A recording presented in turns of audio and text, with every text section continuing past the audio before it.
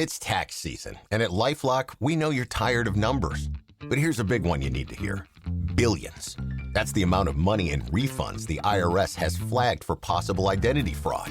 Now here's another big number. 100 million. That's how many data points LifeLock monitors every second. If your identity is stolen, we'll fix it guaranteed. One last big number. Save up to 40% your first year. Visit LifeLock.com/podcast for the threats you can't control. Terms apply.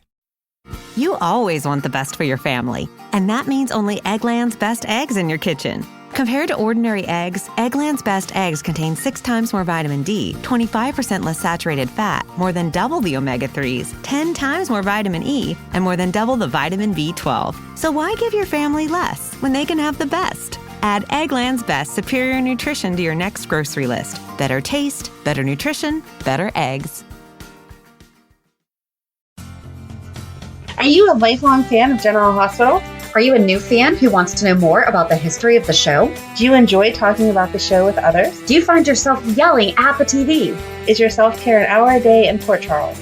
If so, we invite you to join hosts Amanda Kimmel and Shannon Coach at the place where all the hidden conversations take place and secrets are revealed. Meet us at Pier 54, a General Hospital fan podcast. Hello. Hi. Welcome to part 17 of Lucky and Liz, and we're only in 2002. Oh my. Part 23 of Lucky, again, only in 2002. We're going to work on trying to shorten up. But then there's But it's Lucky. But also, he has a really interesting storyline that comes up when the actor switches to Greg Vaughn. Mm-hmm. Which is called The Year of Lucky. Well, that's his drug addiction. It's kind of like when we talked about Alan and we talked about his pill addiction. You know? Yeah. Like, that was not that, like, Lucky hasn't had, I mean, that included Liz too. Mm-hmm. Yeah, we'll just see. We'll see.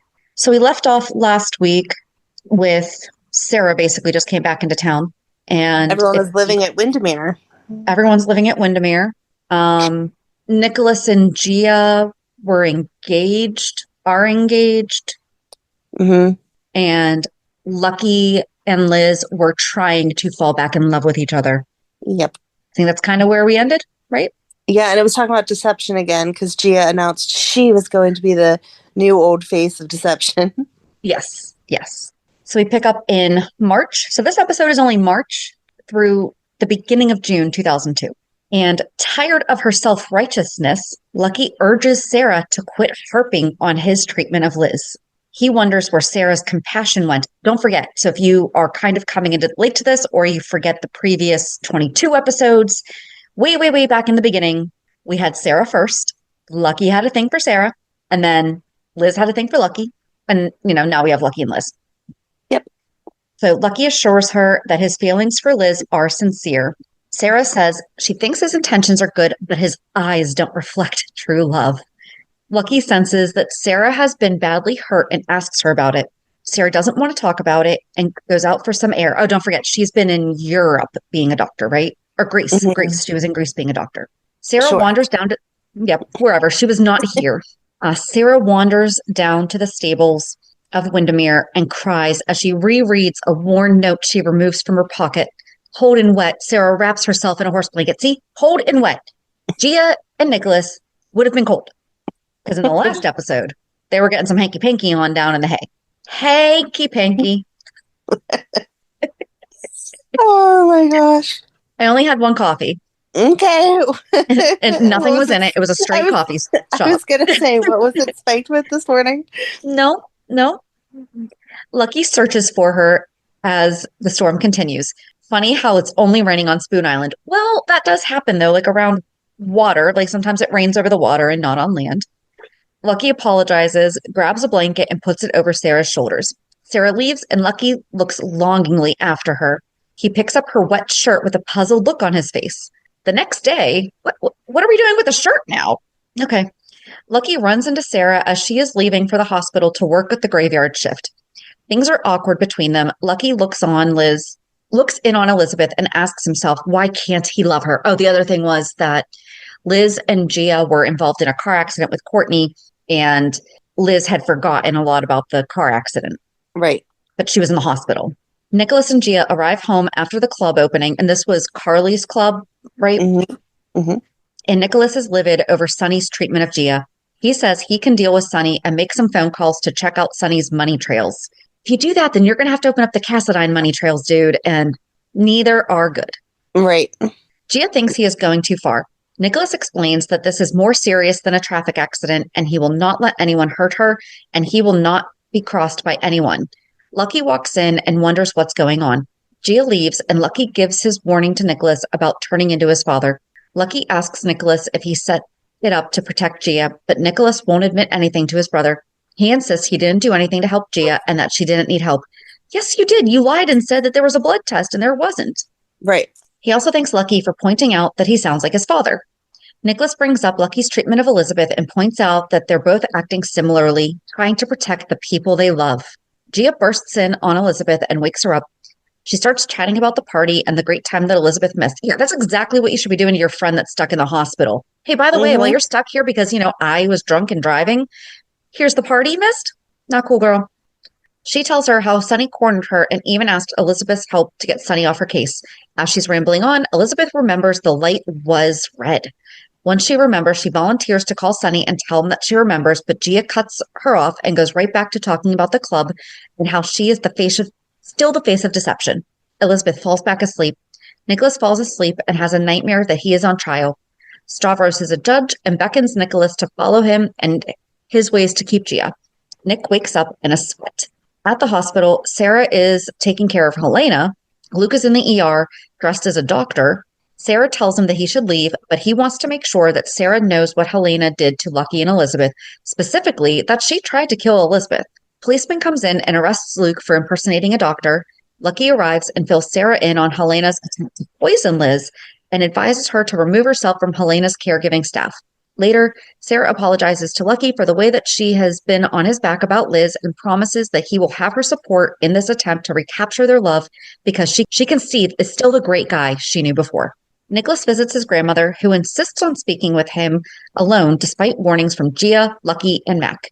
Once alone with him, she utters cryptic messages and instructs him to puzzle out its meaning. Mac gets called away as Helena is being wheeled into the elevator to be taken to surgery. Before leaving, Mac gives Luke one final warning to stay away from Helena and tells the officers to arrest Luke if they even see him on the same floor. As soon as Mac departs, Luke and Roy split up and head for the surgical floor. Luke arrives first and sees the gurney outside of the OR. He gives Helena a typical Luke greeting, but is stunned when the woman looks up and tells him that there has been a mistake. It's not Helena. Lucky bursts in with the news that Nick that Helena has disappeared. Mac questions if Nicholas had anything to do with Helena's disappearance, and Nicholas gets very angry at the insinuation. Lucky stops Nicholas from spilling the beans to Liz about Helena being on the lam. Nick says it would be better coming from him than to have her hearing about it somewhere else. Lucky swears to protect Liz at all costs while Nick warns him of giving Liz the impression that he's in love with her again. Okay, I feel like that's also just a nice thing to do is to... Right. It doesn't matter who it's coming from. Right. I may not be in love with you, but I would like to let you know that the person who previously tried to kill you is no longer in custody and might come after you to kill you again. Right. Like, I would care more about getting that information to you than you having to hear it from me. Right. I'd be more mad if someone would not pass along the message. If I called JD and was like, can you go tell Amanda that Ryan's trying to poison her? And he'd be like, you know what? That's better for you to tell her. Right. What is wrong with you? just leave him alone for a few more hours till you can get there. It's fine. It really needs to come from you. Sure, Ryan won't do anything. Sorry, Ryan. Anyway, Nick swears to protect Liz at all costs while Nick warns him of giving the impression that he loves her again. It's a small price to pay for her safety. A grim Lucky informs the prince. Lucky tries to distract Liz with talk of an exotic getaway for the two of them. Okay, that is giving it a bit too much then. Yes. And Liz is a little leery of his sudden sense of spontaneity. Don't even think about ratting me out to your brother, warns Lena. Who's she talking to? Where did Helena come from? I don't know. If you do, I'll just mention that darling Nikki... Ooh, that's a Prince reference. Sorry. It's probably not a Prince reference. That's a totally different darling Nikki. But aided and abetted my escape. Oh. Gia's not sure what to say. Okay, Helena obviously came she's telling Gia. Yes, she's telling Gia, don't rat me out to Taggart. Okay, but I don't know So where she obviously suddenly popped somewhere in in. here, Helena, maybe Gia saw Helena in the hallway. Okay, we're going to put this together There you go. from context clues that Helena ran into Gia in the hospital because Gia Yes. was just there with Liz. Okay, so that sounds like it could be right. Good call. Good job. Thanks. Gia's not sure of what to say, and hearing her beloved Prince Charming nearing the stables. Oh, so I guess they're in the stables. Well, how did Gia get in this? Wait a second. I like this next sentence. Okay, whatever. And she quickly stuffs Granny back in some hay. Nick asks her why she didn't respond, and Gia covers by saying that she didn't want to spook the horse. So I guess they left the hospital and now they're back at Windermere. I guess so. Yeah, there should have been a better. There's a big It gap should have. here. They could have just started that next sentence with "back at Windermere." Helena says, "Don't even think of telling your brother." Right. So Nick asked why she didn't respond. So I'm assuming that he was coming to the stables and was calling after her and she wasn't answering. So Gia tries to cover by saying she didn't want to speak the horse. He tells her that Helena's on the loose and that he's worried that the cops' first stop will be Spoon Island. He sticks his other foot in his mouth as he details the arrangements covering up her responsibility in the accident. Helena laps up every word. Ugh. That's what's kind of driving me crazy about Nicholas being all upset that people were going after Gia. She's guilty. Right, exactly. She did the thing. Why are you getting so mad about the fact that not everyone's buying your lie? Yeah. Anyway, later Gia uses the excuse of grooming Sheba, I'm assuming a horse, to hang out around the barn. Cue Helena, who promises to disappear forever if Gia will give her the cheese to do it. That is not actual cheese. That is money. I feel like we're watching like an old 40s detective thing, like, oh, that's what you say, see? Give me the cheese, see? Sorry, suddenly Helena's talking like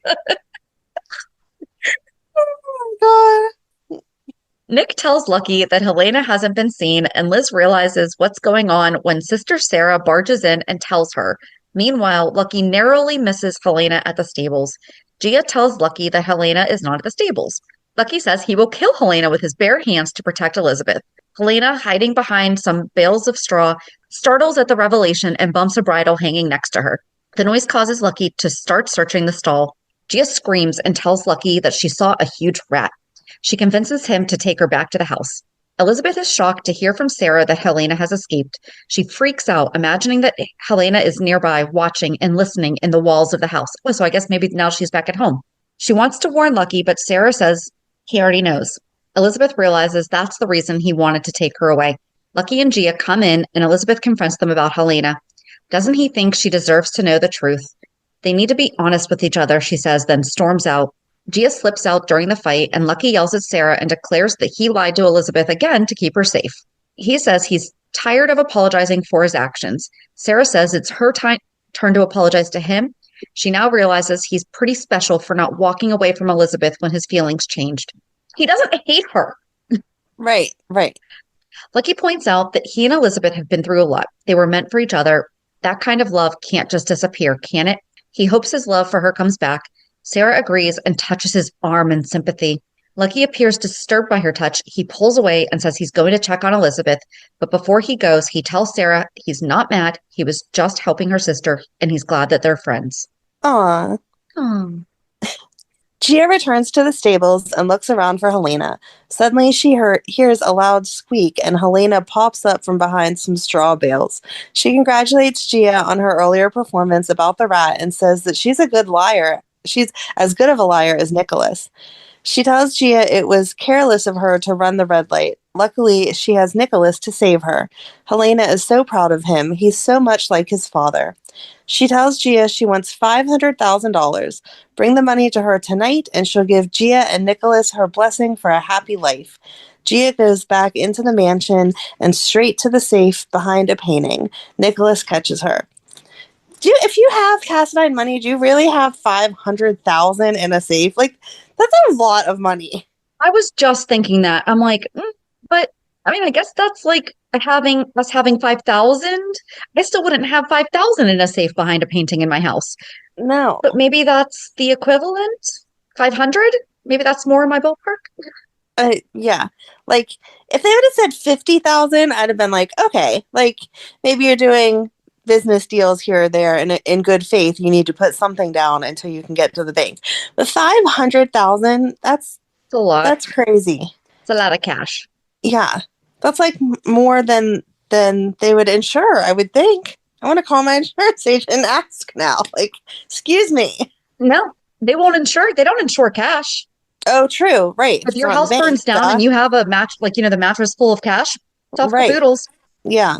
That's why you have to have it in a bank, and it's FDIC insured up until $250,000. Right. So it's too much for the bank. There you go. There's my brain. No, because it's separate accounts. Well, here, we'll just do this. So it's different accounts. It's not total. Right. But that was one safe. So in one account, it would be too much. But there's no way that they're going to insure 500. To be fair, I don't think the Cassadines even really care about insurance. That's true. That's true. Do you know what their liability would be just on the parapet alone? Do you know how many claims they would have had to have been paying out? That's true. Okay. That's why they why they have the $500,000. It's, you know what? This year we're planning on 5 people are probably going to fall off the parapet, $100,000 each. There we go. That's the parapet. I like it. It is cheaper than insurance. So they are smarter. Okay. I should just trust the Cassadines. Okay. After catching Gia, neither of us are licensed or in insurance. Just throwing that out there. Neither of us are financial advisors. This is not our profession. Like, I heard on this podcast, don't get homeowners insurance. Just keep enough money to pay people off in your home safe. Nope. Absolutely not what we said. After catching Gia trying to open the wall safe, Nick demands an explanation. Gia thinks fast and claims she wants lots of money to give to Lucky and Liz in case they need to make a fast escape. It's unclear whether Nick buys her story or not. As he is warning her that she needs to ask before she takes, Nicholas receives a call from his security. They have spotted someone down by the stables. Despite Gia's pleas, Nicholas insists on investigating himself. However, it is not Helena he finds in a stall, but Luke.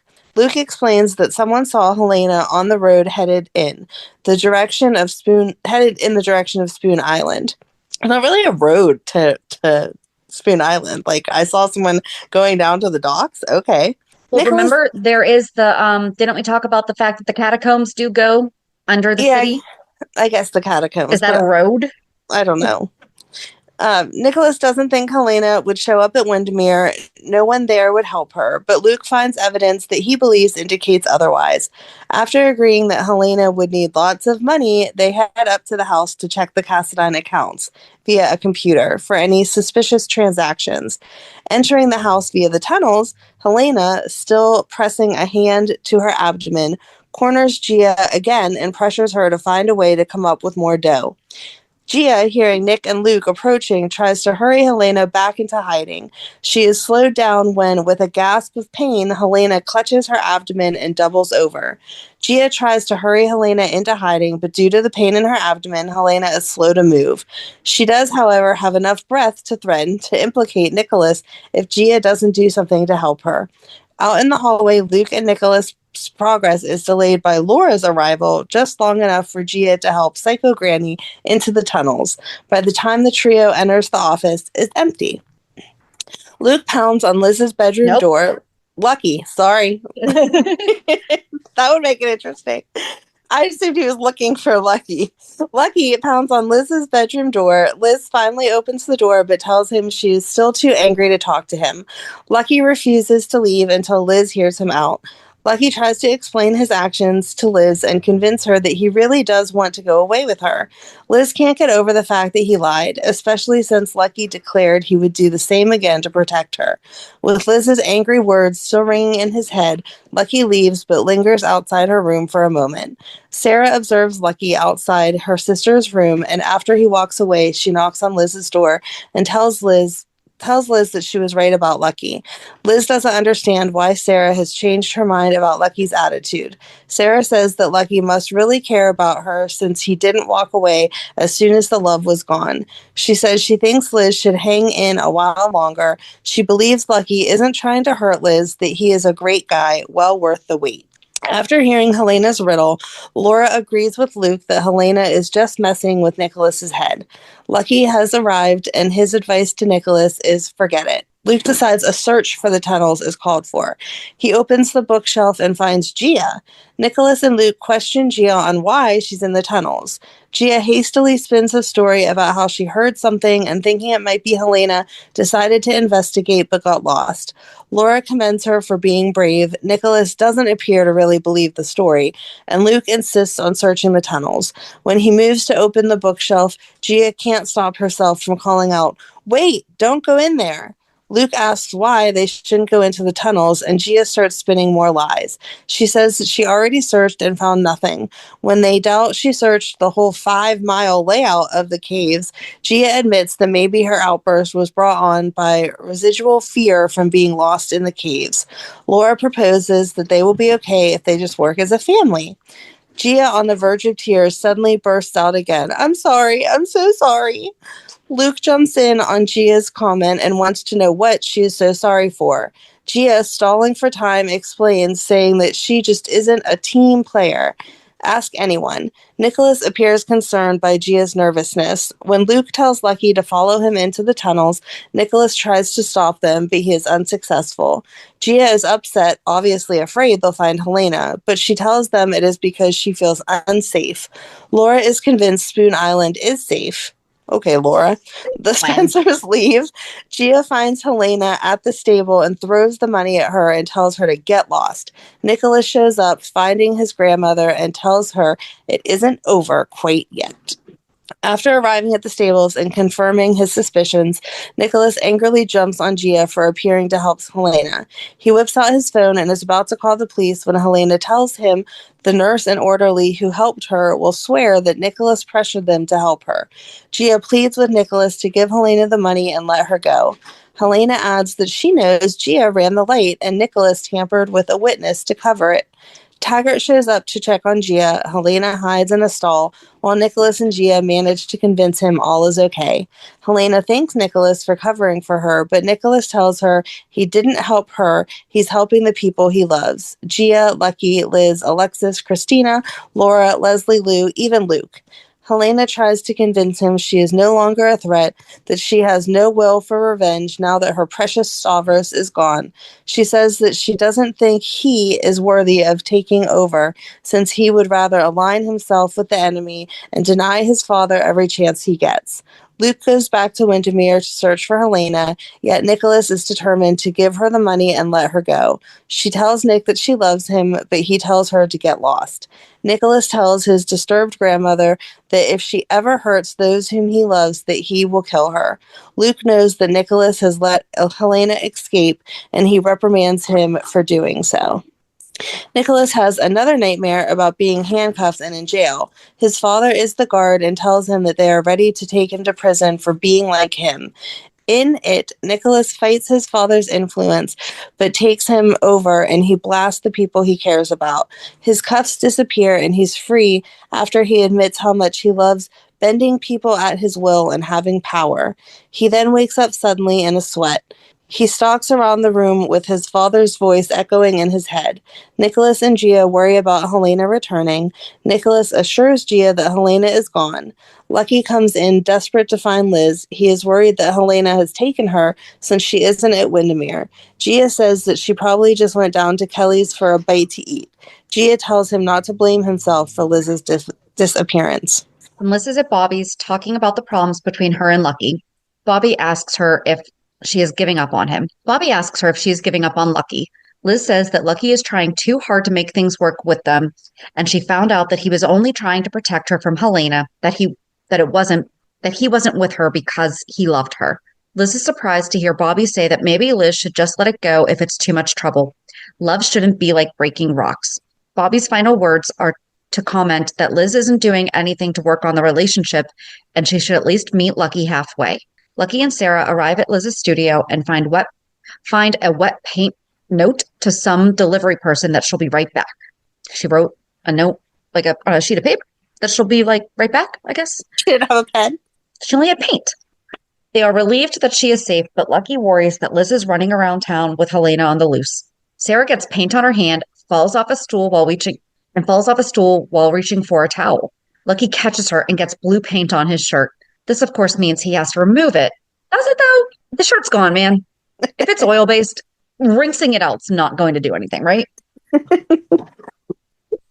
He leans in around her. She leans back and looks him in the eyes. She nervously pulls away from him, saying it would break Liz's heart. Of course, she walks in at that moment. Who would even say that? Right. When Liz, after arriving to find Sarah and half-naked Lucky, asks if she needs to scratch her sister's eyes out, they quickly try to explain the paint, the fall, and the washing of Lucky's shirt. They're all relieved when it turns out that Liz is just kidding. Apparently, she really, really, really trusts them. After Liz apologizes for worrying them and explaining that she took a guard with her to Bobby's, Sarah leaves them alone. Liz tells Lucky that she got good advice from Bobby and is now back in the game and intends to meet him halfway. At Lucky's puzzled look, she explains that Bobby pointed out that she had become a spectator in their relationship. I'm not going to agree with that one, though, because she tried for over a year while he was under the spell of the Ice Princess to get him back. I mean, she'd be a little bit tired right now. She might be like, dude, you know what? I got you back from your spell. Maybe you need to step it up a little bit more. I'm not gonna lower, but Right. She assures Lucky that she is willing to take the risk of getting hurt. She already has. However, she didn't want to think about that now, and she wants to go dancing. So at Club 101, Liz and Lucky are happily dancing to the music when it changes to a slow, sultry song. Lucky wants to sit down, but Liz climbs onto the bar to get the DJ's attention and requests something with a beat. When he obliges her, she begins to dance on the bar. Nicholas This must have been a Coyote Ugly time. Oh, yeah, it would have been. 2002? Mm-hmm. When he obliges her, she begins to dance on the bar. Nick, Gia, and Sarah arrive in time to witness the dance. Nick and Gia are happy to see Liz and Lucky having fun, but Sarah does not appear to share the feeling. Later, Lucky gets... Why? Because he took off his shirt that got paint on it? Right. Now she suddenly can't resist him. Later, Lucky gets called away by a frantic phone call from Elton. It seems that there are photos missing, and it has Elton in a tizzy. Liz joins the others and proposes a toast. Here's to putting the accident behind us. As others lift their glasses, Liz has several flashbacks. The group toasting at the Port Charles Grill before the accident, the conversation in the car right before the accident, looking up and seeing the red light, yelling at Gia to stop because the light was red. Nick, Gia, and Sarah are concerned when Liz freezes up. As the memories of the accident come flooding back, Liz excuses herself and hurries to the ladies' room. As time passes, Liz does not return. Sarah becomes concerned and decides to check on her sister. In the ladies' room, Liz brushes aside Sarah's protective gesture and concern and asks her sister if she knows how much Gia drank the night of the accident. Sarah tells Liz that though Gia denies drinking her champagne, she remembers Gia draining the glass, despite saying that Nicholas drank it. She also informs Liz that Gia did not have the blood alcohol test done at the hospital after the accident as required. Liz asks Sarah if anyone else knows. Sarah admits Nicholas. Liz asks Sarah to give her another few moments alone and not to mention to others what they have spoken about. Gia seeks Liz out in the ladies' room. When Gia's rambling touches the subject of the accident, Liz confronts her with the truth. She tells Gia she remembers the accident, and Gia tries to convince Liz that she is confused, but Liz realizes that Nick and Gia pressured her to give a false statement to the police. She also realizes that they used her to help frame Sonny's sister, Courtney. When Liz wonders how Nick would do this, Gia immediately puts her foot down, and when she blurts out, "Leave Nick out of this, he's having enough trouble because of what I did?" Which leaves Liz with the question, "What do you mean?" An obviously nervous Gia tries to convince Liz that she's confused about the details of the accident. When Liz threatens to go to Taggart with her memory and let them sort it out, Gia quickly blocks the door. After another slip by Gia, Liz realizes that Nick paid the witness to finger Courtney as the culprit.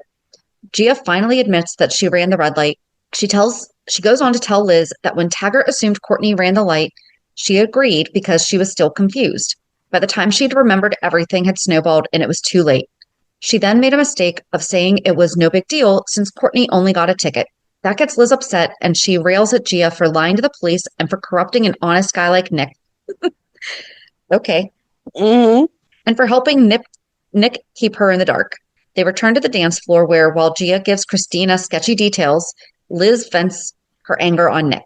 Nick tries to explain, but Liz can't get over the fact that Nick, the one person she trusted to always tell her the truth, not only conspired to frame an innocent person, but use her in the process. After Liz storms out, Gia approaches Nick, wondering what Liz will do next. Luke sneaks up on Lucky while he is in the dark room and scares him. Luke tries to point out that Helena can show up anywhere and Lucky needs to be on guard. Luke informs his son that Nicholas helped Helena. Lucky, of course, doesn't buy it. Luke says she is holding something over Gia and Nicholas.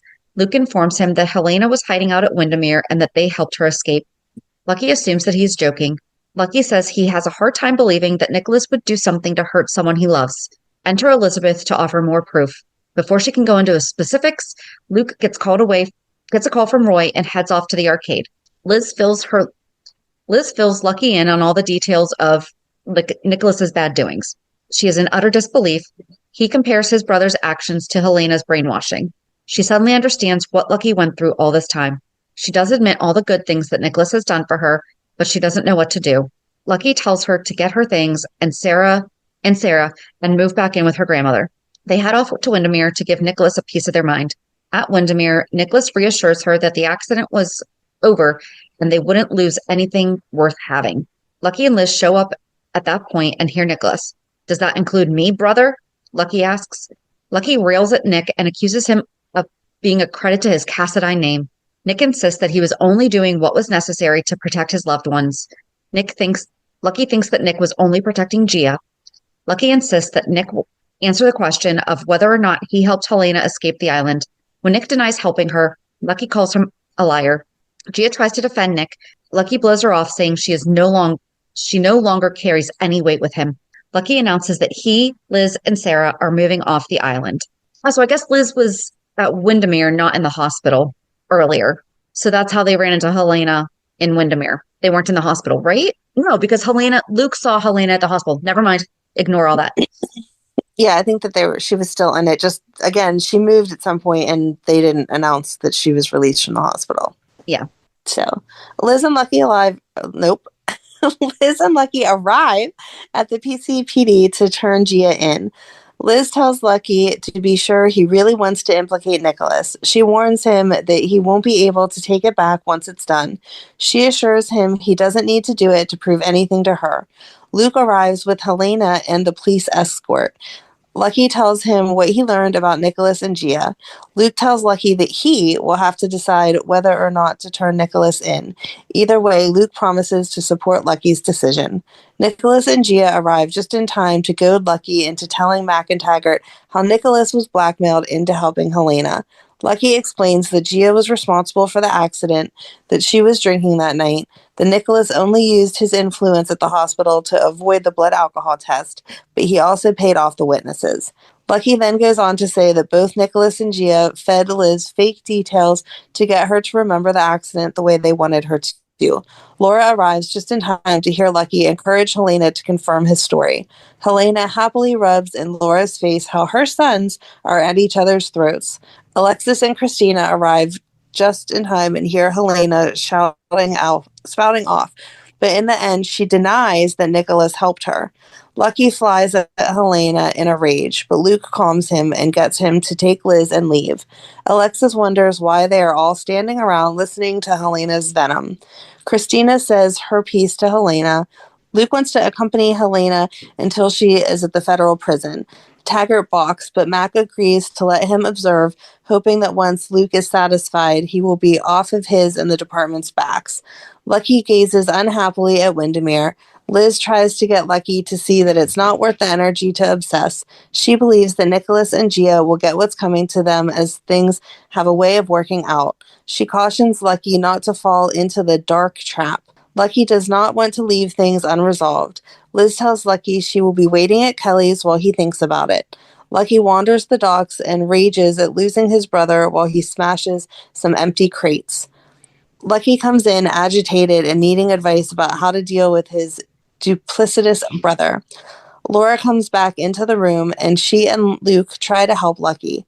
Laura points out that Nicholas is struggling right now and Lucky shouldn't let his relationship with his brother be torn apart. But we made a pact not to let the past feuds touch us, Lucky said. Luke says that Helena is to blame and they've all felt the sting of her plots. But there's no excuse for letting Helena escape, Lucky emphasizes. Laura asks him if he really wants to go after his own brother. She and Luke both stress that Nicholas made a mistake like they all do. Laura says she needs his family's help to pull him off the wrong path, and she urges Lucky not to do something he'll regret. Still in turmoil, Lucky leaves. Alone in his study at Windermere, Nicholas is suddenly grabbed by the throat from behind. It's Lucky who has him in a death grip. Yep. Lucky asks if his brother is getting the idea of how it feels to be blindsided by someone you thought you could trust. Nicholas tries to convince Lucky that hurting each other won't fix anything. Lucky doesn't let go, but says that it's because he doesn't want to hurt Laura. Lucky does let go, I'm sorry. Lucky does let go, but says that it's because he doesn't want to hurt Laura. They exchange bitter accusations. Each accuses the other of being like his father. Nicholas insists that he still loves Lucky, but Lucky doesn't believe Nick is sincere in his apology, since Nicholas didn't actually admit to any wrongdoing. Nicholas wonders if they are doomed to repeat their family legacy of hatred. Lucky claims that he's no longer considers Nicholas to be his brother and announces that he is going to Luke's party and drink to Helena's demise. Before he walks away, he mentions that he'll have a drink in honor of his brother's demise too. Lucky returns to his mother's house in a much better mood, which has Laura hopeful that her sons have worked out their differences. Lucky tells her that he will not fight with Nicholas, but her hopes of a big happy family are dashed when Lucky informs her that he can't forgive his brother. He, in fact, no longer considers Nicholas to be his brother. Laura is hurt and warns Lucky that she doesn't feel she should have to choose between them. Lucky assures her that he does not expect her to do so. Luke throws a party at his club. Lucky isn't enjoying the party much, and Sarah sits down and tries to console him. When she mentions that she knew Gia didn't take a blood alcohol test, Lucky turns his eye on her. How could she let that happen? Elizabeth breaks up the bickering and tells Lucky to lay off her sister. Sarah decides to leave the party, but Elizabeth stops her at the door. Sarah says she needs some time to rest before going to work. She also suggests that the sisters getting an apartment together is not such a great idea. She really thinks they would get along better not living together. We never knew they were talking about an apartment, but okay. Yeah. Yeah, last we heard they were talking about moving out of Windermere and going back to Graham's. Right, exactly. Okie doke. All right, I'm just making sure I didn't miss something because I'm like, what are we talking about here? Hey, if you did, I did. All right. Taggart interrupts and apologizes to Elizabeth on behalf of his sister. He also tells her he'll do anything he can to help her ever. In return, he asks if she will help Gia realize what Nicholas has turned into. Elizabeth says she would be willing to try if it would help, but Gia won't listen to her anything she has to say on that subject anyway. Lucky and Luke discuss what they can do to get Nicholas back. Luke thinks it's a bad idea. Lucky toys with the idea of pretending to make up with Nicholas and moving back into Windermere in order to spy on him. Luke really suggests that he just drop it. At that, the uninvited Mr. Cassadine and Gia show up at the party. In the dead silence following Nicholas and Gia's arrival, Luke amicably greets the young prince and then tells him it's a private party. Nicholas says he thought it was to celebrate the end of the war with Helena. Luke says he's not sure the war is over. Another phase could be beginning. He adds with a meaningful glance at Lucky on the other side of the bar. Lucky gets up and comes over to Nicholas. "You don't belong here," he tells his brother. Nicholas disagrees and gives a long speech about how he is just as happy as anyone else that Helena is in jail. Lucky points out that when the going got tough, Nicholas went with Helena. "So I'm your enemy now?" Nicholas wants to know. Surprisingly, Lucky says Nicholas is not his enemy. He's also no longer his brother or his friend. "You're nothing to me," he informs Nicholas. Gia springs to her fiancé's defense, reminding Lucky that Nicholas risked his life and their future together to save him when he was under Helena's control. He could have easily chosen Helena and Stavros, she says, but he fought for us. "No one's perfect," she states. Then Gia says that Nicholas loves Lucky and Lucky loves him too. "That love is something you'll never be able to get rid of," she says. Lucky looks slightly moved, but still orders Nicholas to leave, then heads for Luke's office. Liz goes after him. Nicholas thanks Gia for her kind words. Taggart comes over and tells Gia he loves her. She and Nicholas leave. Luke tries to get the party going again. To Roy, he says he can't micromanage Lucky's life. Liz comes back in and goes over to Sarah. She tells her that she can't find Lucky anywhere and asks her help in finding him. Sarah finds Lucky drinking a beer at Jake's. She says Elizabeth sent her and asks him not to drive. Lucky angrily hands over his keys and tells her to leave him alone. Not only will she not comply with that order, Sarah talks back, telling Lucky not to take his problems out on her. She doesn't know what it's like to lose the things you most value, Lucky says bitterly. Yes, she does know how it feels, Sarah says, and runs out. Sarah's a little dramatic. Well, remember, we also don't know what that letter that she was reading. We don't know, but she's always like running off somewhere. Like, just stay put, girl. Come on. Anyway, Lucky follows her into the alley to apologizes. Before you know it, they're kissing. Lucky and Sarah don't see Gia approaching. She, however, does see them and quietly goes back the way she came. As soon as their lips unlock, Lucky quickly starts to offer apologies, but Sarah tells him there is no need. She admits that she has felt an attraction to him since the night they saw each other in the barn. Lucky tells her that he intends to let Liz in on the fact that they kissed because she has asked him to be completely honest with her. Sarah protests, stating that Liz would not be able to handle the information because her whole life she has felt as though she was competing against her sister. If they were to tell Liz they have feelings for each other, well, Liz would never forgive either of them. Do they have feelings for each other? They Yeah.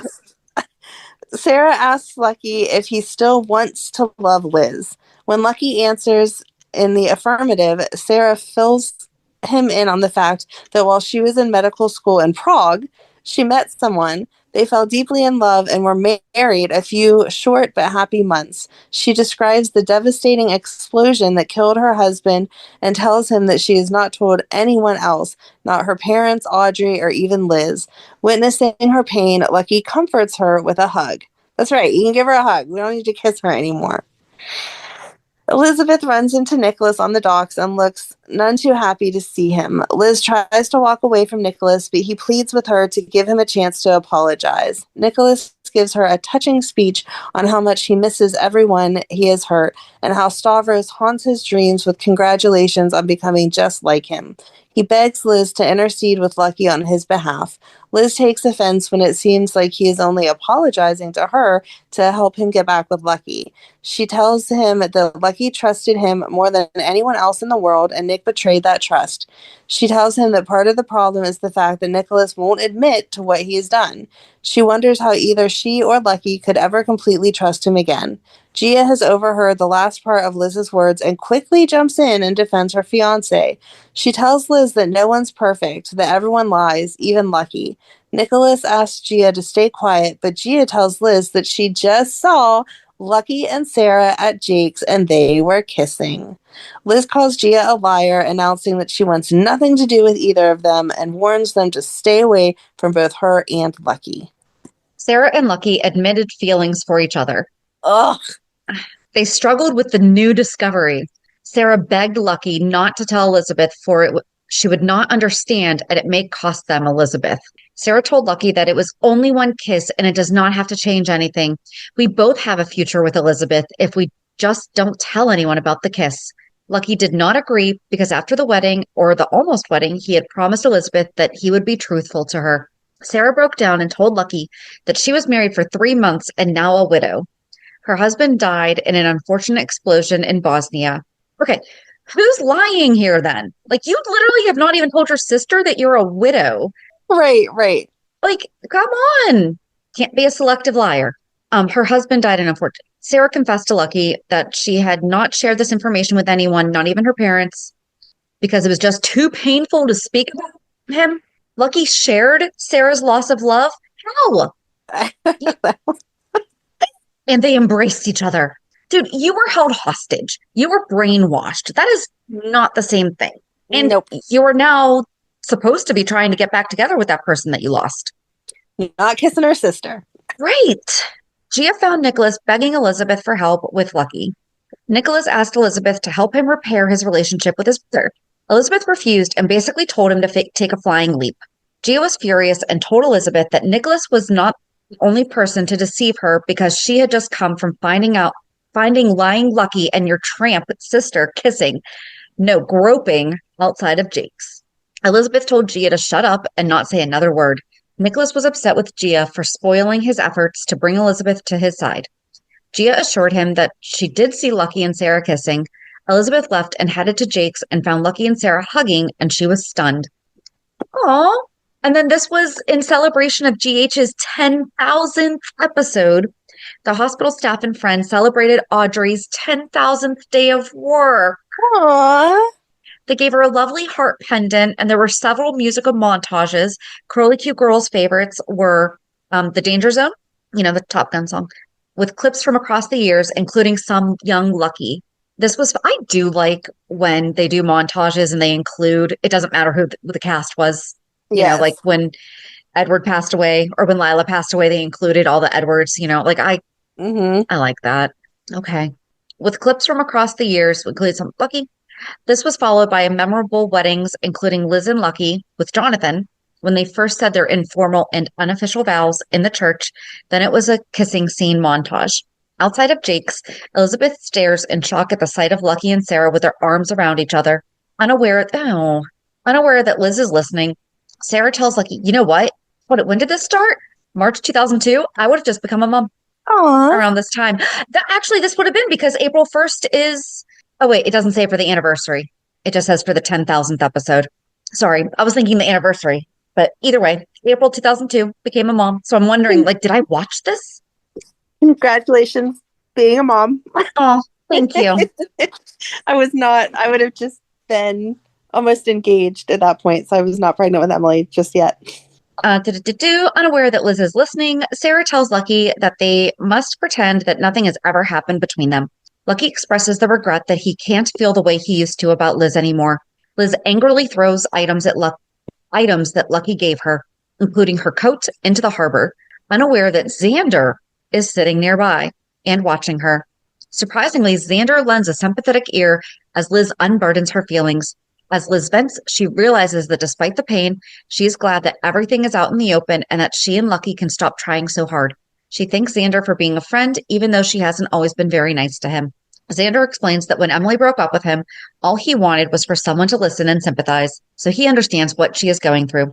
At GH, Sarah sits staring at a picture of Lucky with his arms around both Weber sisters, while Lucky finds a piece of jewelry with Sarah's name on the ground outside of Jake's and holds it tenderly. Yuck. Liz tests Lucky by asking about the previous night, and Lucky dodges the questions about her sister, and then suggests they make a fresh start with the Caribbean vacation that they had planned. They had originally planned. No, he had planned it. Mm-hmm. Later at the hospital, Sarah also lies to Elizabeth about the night before. Later still, they both rush to meet at the hospital, on the hospital roof, unaware that Liz has sent the messages and is in the background listening to their conversation. So did she message each of them to meet the other one there? Right, pretending that she was the other person. 2002. Would that have been a text? I don't know. I wasn't texting then. I wasn't either. I think that was still pay per text. I don't even know if we had text then. I think we did, but I know I didn't have a cell phone for a while. We got rid of them because we didn't need them. And so we just had our landline. And now we don't have landlines anymore. Nope. So yeah, I feel like this maybe they were AIMs. Maybe they were instant messengers. Oh my God, that would be What do you think their funny. screen names were? What was your screen name? God. I did not have one. I did not have. Okay, so I've told you before, my dad was into computers from the beginning of time. So when everyone else was getting the that CD to go online and join the world, my dad was like, "You don't need this stupid CD to get on the internet. I don't know why the whole world thinks that you have to have this." So we never had AOL. I never had an AOL name. Huh.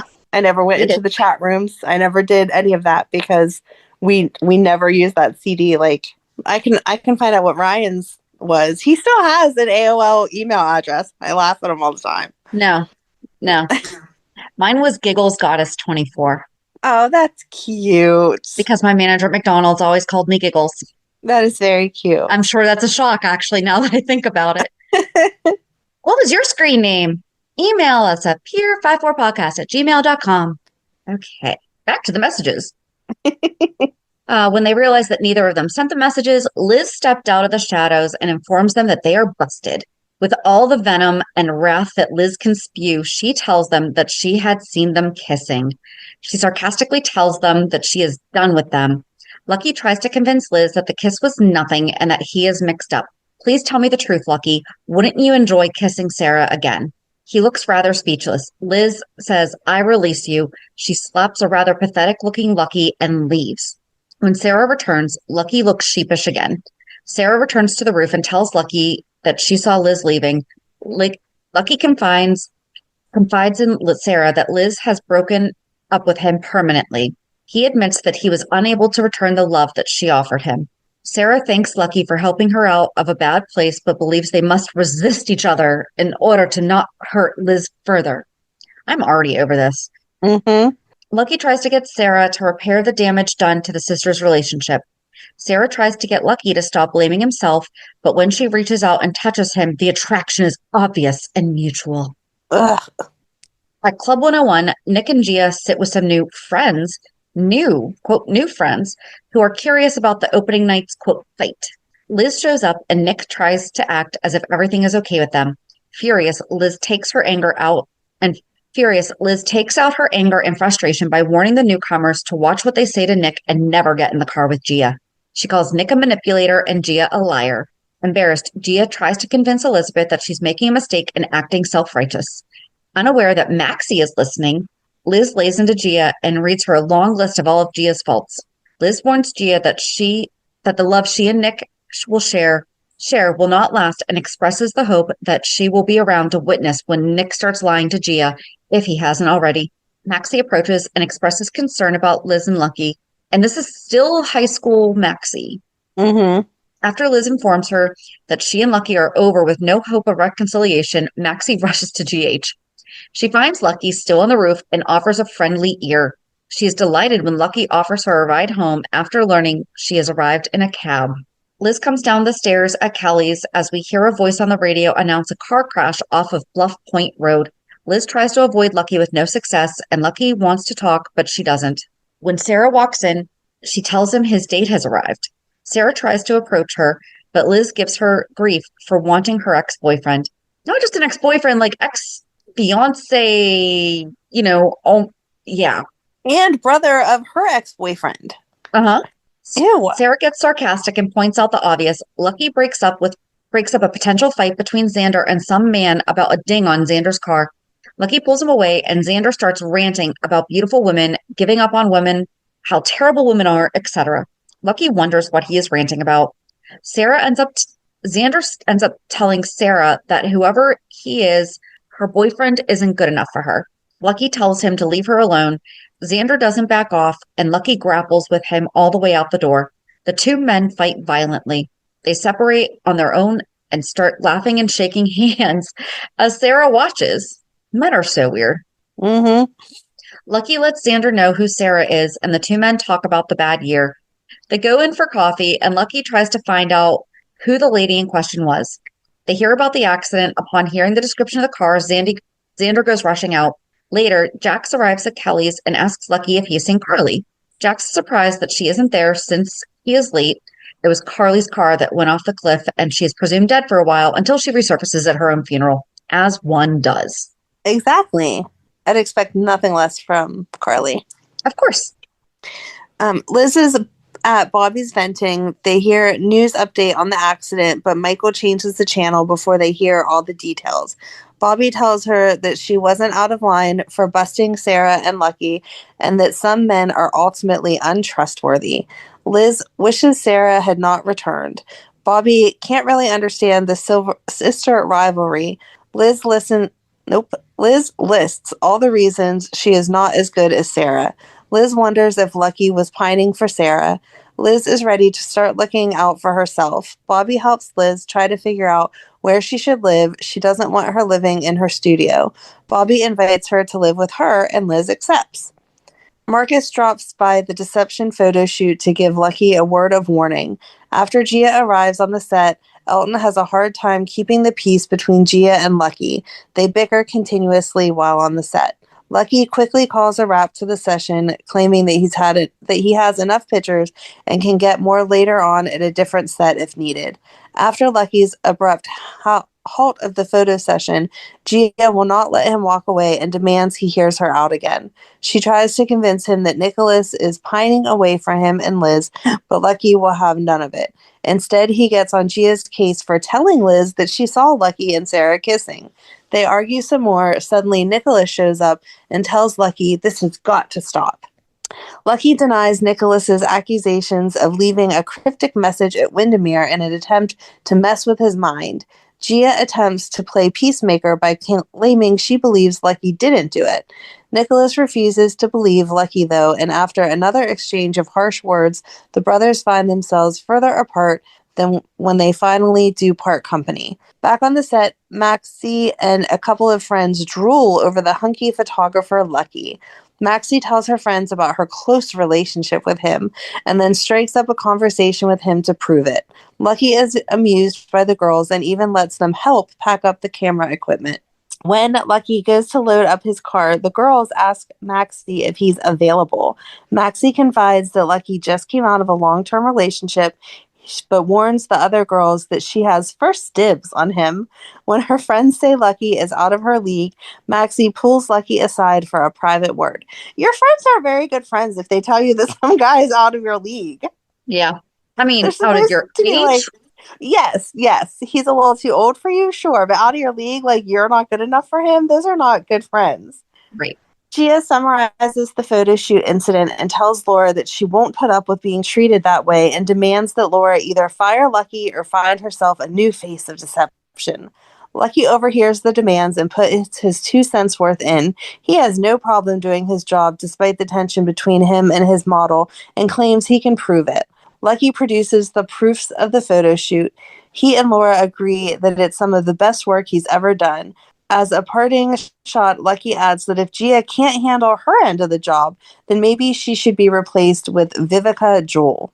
I have no idea who that is. Bobby snaps at everyone gathered as they try to console her. Bobby finally breaks down and cries on Luke's shoulder, but insists that her daughter is still alive. Upstairs, Laura and Liz manage to keep Michael distracted and finally get him to settle down and go to sleep. Meanwhile, outside, Lucky continues his agitation towards Nicholas when they later stop to offer Bobby his support and help. Bobby stops the ensuing argument, warmly welcomes Nicholas, gladly accepts his help, and informs Lucky that whether he likes it or not, she considers Nicholas family. Bobby gets very upset when, after going to check on Michael, she realizes he is not in his bed where Laura and Liz left him, and the back door is wide open. Bobby realizes that Michael is missing when Lucky and Nicholas, who are outside the front door, confirm that they did not see the child. Everyone jumps in and tries to find him. Nicholas suggests they need to put aside their differences, at least during the crisis, but Lucky isn't interested. If they said they didn't see him, wouldn't that make you feel better? Doesn't that mean he didn't go out that door? Yeah. Okay. Liz and Lucky. I don't know. All right. I thought maybe I misread it, and then I was like, no, because if they saw him, they would have stopped him and been like, hey, buddy, Right? go back inside. So Liz and Lucky have an uncomfortable moment outside the brownstone when their respective searches cross paths. Lucky suggests they team up to search, but Liz refuses. Lucky rushes to the hospital and asks Sarah to check the admission records for anyone matching either Carly or Michael's description. Tony overhears and joins the search for the missing child. The anguish brings bad memories for Sarah. Lucky reaches out to her in comfort, and Liz arrives at that moment. After Lucky leaves, Sarah tries to apologize to Liz again, but Liz will have none of it. Liz bitterly tells Sarah that she has won. He is all hers. Luke and Nick also cross paths at the park in their search for Michael.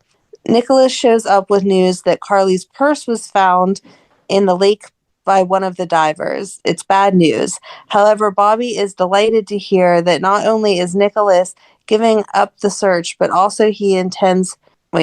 Bobby's No, they delighted. shouldn't be glad that he's not in his room because, he was supposed to be in bed.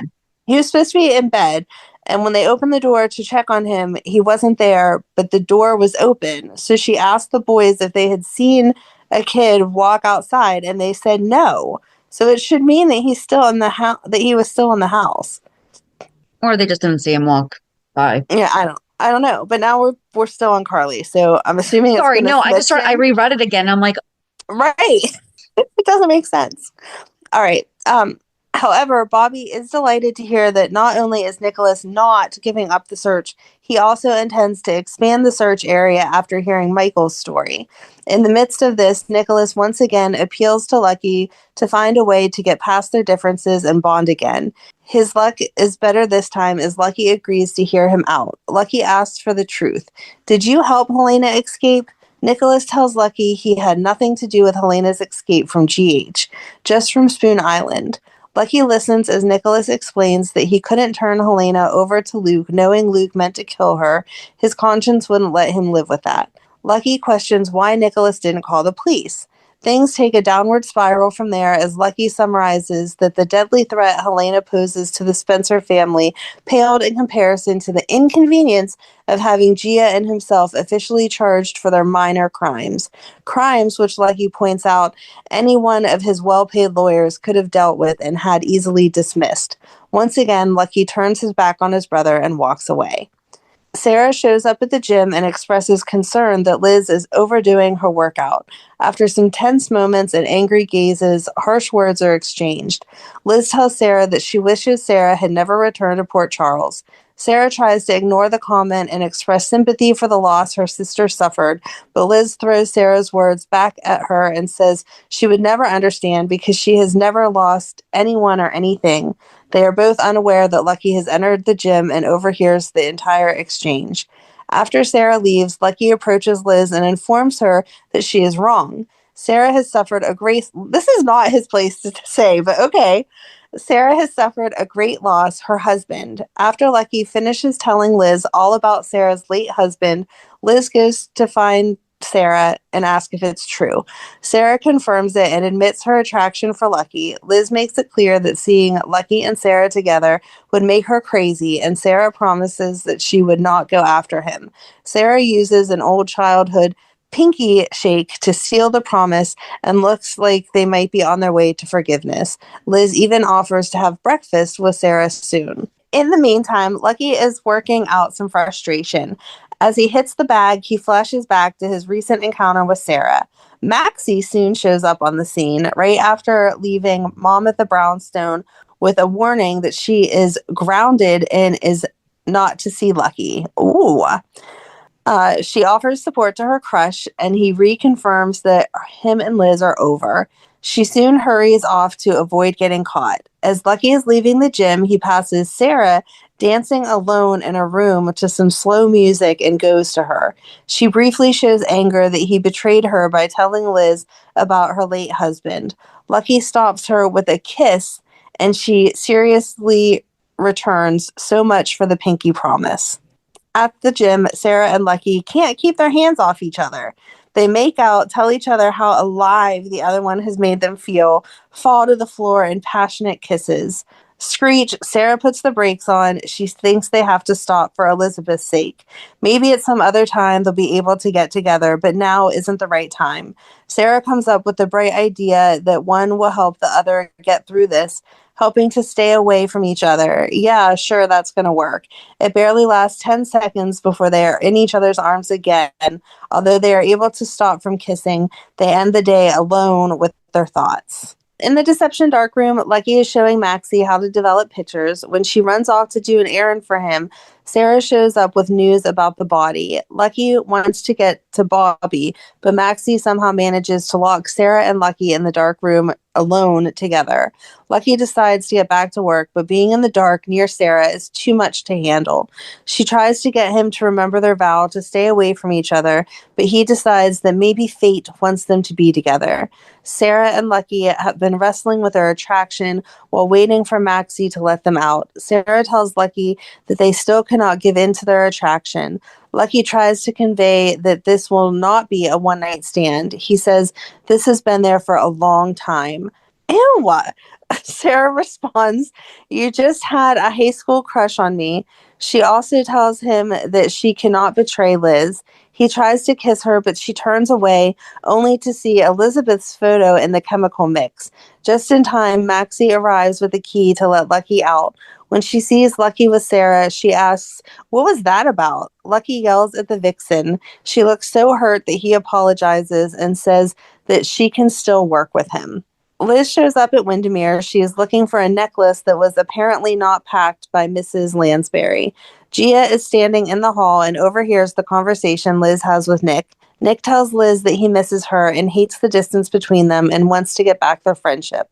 Liz informs him that the one thing she learned from her breakup with Lucky is that you can't go back. Nicholas says that he hopes that she will one day forgive him and that they can be friends again. He leaves, and as Liz is leaving, Gia confronts her in the hallway. Gia wants to know how Liz can look down on Nicholas and announces that she is glad to have him. Liz says, "Of course you are, now that he has lost everything that mattered to him." She tells Gia that she knows that Helena somehow found out about the accident and threatened to expose Gia if she didn't help her escape. But when it comes to Nicholas saving the day and in the process he lost everything, she says that one day she will get what she has coming and what goes around comes around. So we're totally not getting into Maxie, but actually Maxie might still be in high school because the math is right now Maxie is 38. So she would have been 15. Okay. But also, so I don't know. I'm so confused. So we're going to go with maybe Maxie is not done in high school, but is older, still totally inappropriate. Yeah, but I don't think that Lucky was Lucky's looking not at her showing like the interest that. in her yet. No, it wasn't till way, way later that he had interest in her. So it is still Spoiler just like alert. a crush. Oh yeah, sorry. No, we've talked about it. We've kind of insinuated it, all of that. Yeah.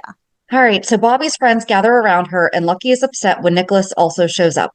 Bobby insists that the body in the casket is not Carly, and she won't sit through the service that tells her her daughter is dead. She goes upstairs.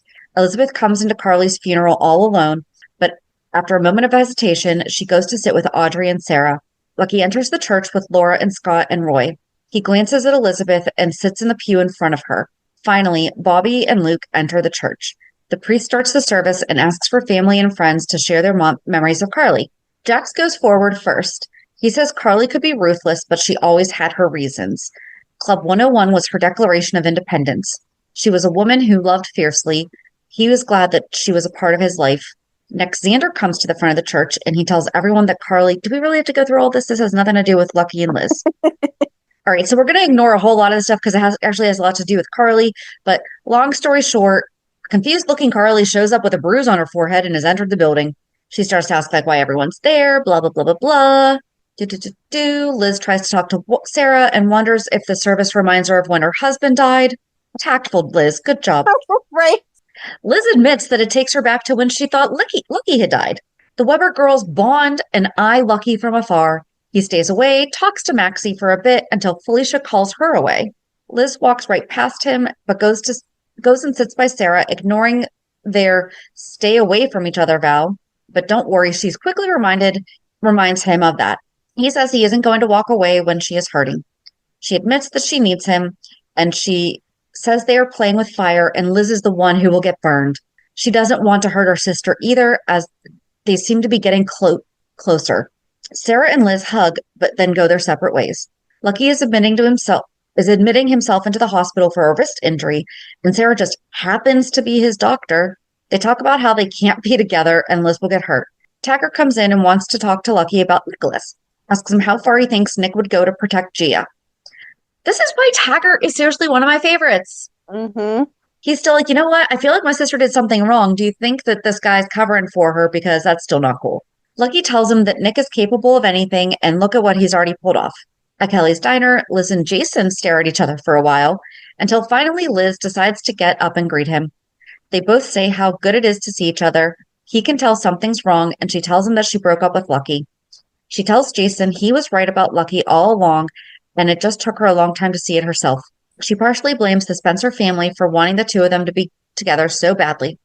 She asks him why he is back in town and then apologizes for it. He asks her about painting. Sarah is telling him how she ended up back in Port Charles, but Jason, not one for small talk. Where did Sarah come from? I don't know. Okay, Sarah magically arrived, and Jason, not one for small talk, takes off.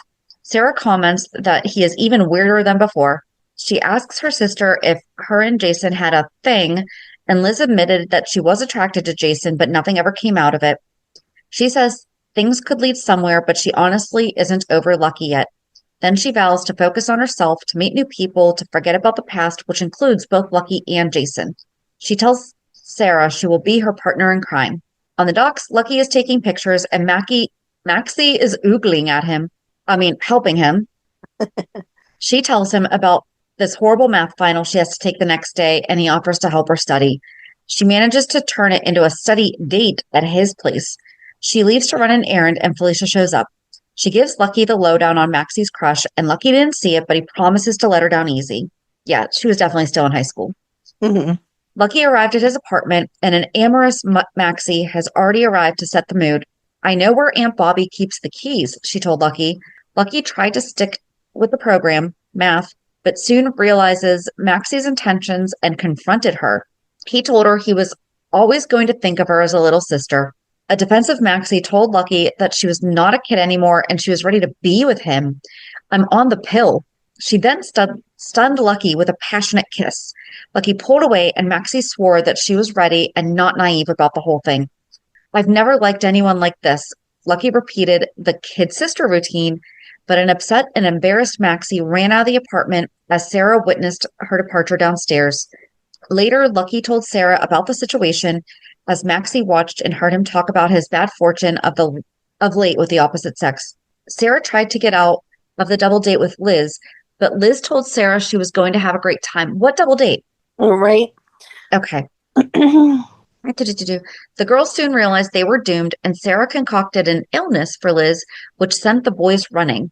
Later, the two sisters completed a type of Cosmo quiz, and both were somewhat startled by the results that linked them back to many of Lucky's traits. Outside of Kelly's, Lucky is still talking to Sarah about how he never intended to hurt Maxie's feelings when Bobby, Scott, and Liz arrived with party supplies. They all go outside. Lucky tries to talk to Elizabeth, and she takes the opportunity to tell him that Jason is back in town. Lucky warns her not to rebound into something that could hurt her. Gee, I don't know, like maybe you rebounding with her sister? Right? Seriously, the only reason he was even slightly attracted to Sarah is because he was having difficulty being attracted, not even attracted to Liz, but like he was struggling with, why don't I feel this way? Right. She observes that Lucky seems bothered by the possibility of Liz and Jason together. Sarah asks Liz why she mentioned Jason to Lucky, and Liz supposes she was just shooting her mouth off. Lucky goes over to Felicia and tells her he ended up hurting Maxie, but he's glad she let him know about the crush before things got worse. Maxie observes them talking and blasts her mother for ruining her chances with Lucky after he's walked away. She points out that she never tried to screw up her mom's relationship with Luke and then stomps off. Not the same thing. No. Roy comes over and offers Felicia support. Lucky takes pictures of Sarah while she and Liz are dancing. Scott tells Bobby that he's been thinking about their kiss on the docks. They kiss again, and Liz spills her drink on Sarah, who goes upstairs to change. Lucky goes upstairs to get more film for the party. Oh my gosh. Thank goodness for digital cameras now. Well, whose party are we at? I don't know. I don't know what the party was for. Okay. They didn't tell us. Jason comes in and goes over and says hello to Elizabeth, who is surprised to see them. He says Carly invited him, but he also wanted to see Liz. Maxie is looking for Lucky. Upstairs, Sarah asks Lucky to help him with her stuck zipper, which of course leads to a kiss. Lucky tells Sarah how horrible he feels for hurting Maxie while Maxie is eavesdropping at Kelly's. Bobby shows up and needs help bringing in party supplies, so Lucky and Sarah help. Liz is in the restaurant and Lucky approaches her and asks if it's okay that he is there. Elizabeth tells him she's over it and he can do as he pleases. She then can't resist getting in a good jab by asking if he's heard that Jason's back. He asks if he's back for a while and she says yes. Lucky tells her to be careful and she says she knows what she's doing. Sarah tells him that he's jealous and that it bothers him to know that she may be seeing Jason. Lucky says that he's Sonny's enforcer and is dangerous. Lucky talks to Felicia about how badly things went and that he ended up hurting Maxie anyway. He apologizes but tells Felicia that if there's ever anything he can do, let him know. Felicia thanks him and begins taking pictures of everyone at the party, and Maxie walks up and calls her mother a witch and tells her to stay out of her life and leaves. Why is it like repeating the same stuff? It is, yeah. So I'll wind up taking out part of this. This is saying the same thing about the zipper. Yeah. Lucky goes upstairs to get more film and runs into Sarah. She needs help with the zipper, and the two share a moment. They begin kissing hot and heavy. Maxie sees them going into Lucky's room together, and Maxie goes downstairs. Her mother comes up to her and tries to make Maxie understand why she told Lucky about her crush, but Maxie won't listen. Elizabeth came over to her and they talk about sisters, and Maxie told her that Lucky and Sarah were together. Elizabeth had to go see for herself and went upstairs. She opened the door to find them in bed together. She went out and Lucky tried to talk to her, but she was mad. I wonder why. No kidding. She told Sarah that she had told her what it would do to her to see her and Lucky together, but she said it was okay. But she says she was okay. Lucky said something and she slapped him. Liz goes downstairs and helps clean up the party. Elizabeth was upset and broke a dish. She asked Bobby if she could leave, and Bobby said okay. As she was leaving, Jason was coming in, and she tells him she needs to get away, and they leave together. Back upstairs, Lucky pleads with Sarah to stay, but Sarah just wants to get out of there. Liz is still upset about seeing Lucky and Sarah as she and Jason enter her studio. She starts throwing things around and voicing her frustration. Jason offers her support, but Liz cannot stop feeling bad for how much she wasted on Lucky. She says she wishes things would have ended a long time ago so she could have had something else she wanted. Him. Liz pulls Jason in for a kiss. Coats and clothes start coming off, but Liz suddenly stops. She tells Jason she is using him to get back at Lucky. Jason informs her that he understands and it's okay. This makes Liz feel worse, and she admits that she cares for Jason and does not want to do anything that would hurt that. Jason says okay, but if she changes her mind, he's okay with that too. Thanks, Jason. And I'm thinking we're probably not going to be picking, like, it's not going, I don't know. I don't know where the next week is going to take us. I don't know. All the Sarah and Lucky stuff makes me so mad, though. I don't know if I wasn't watching then or just wasn't watching as much, but like I did not remember quite how involved they got. That's kind of what I'm thinking because, yeah, like I had just had my son, but I was obviously preoccupied. Yeah. I was tired. It probably wasn't, I mean, we didn't have Hulu, so if I missed it in the afternoon, and I probably wasn't VHSing it. No. So I have no idea. I also don't remember a lot of this. So I don't know. But it makes me mad as we're reading it because I'm like, come on, Lucky. Yeah, there's just a lot of things. But I guess this is where Liz and Jason kind of really started. We'll see. I don't know, because somewhere in here, she has to be with Zander. Right. Because Cameron is right around the age of our kids. Yes. And I mean, I know they aged. We covered Zander. Yeah. That's right. They did age up. Did they really age up Cam, though? I don't know how much they aged up Cam. I don't feel like they really aged him up that much. Hold on. He was born in 2004. Okay, so they only aged him up a tiny bit. Wait, it says that he's 22. Yeah, they revised it to 2002. So he was born May 11th, 2004, and then they revised it to 2002. So yeah, they only aged him up like 2 years, not a whole. Okay, so we're not there yet. Yeah, we have about a year. Okay. Oh, yeah. So I guess join us on Monday as, I mean, you know, we're kind of championing Lucky and Liz to get back together. It's 2025. Can you believe that we're seriously talking about this 23 years later? It's insane. It's insane. But these were the frustrating years. These were the non-Jonathan Jackson years that we had to suffer through. Obviously, we didn't suffer through too much. I was going to say, I don't think we were even really watching.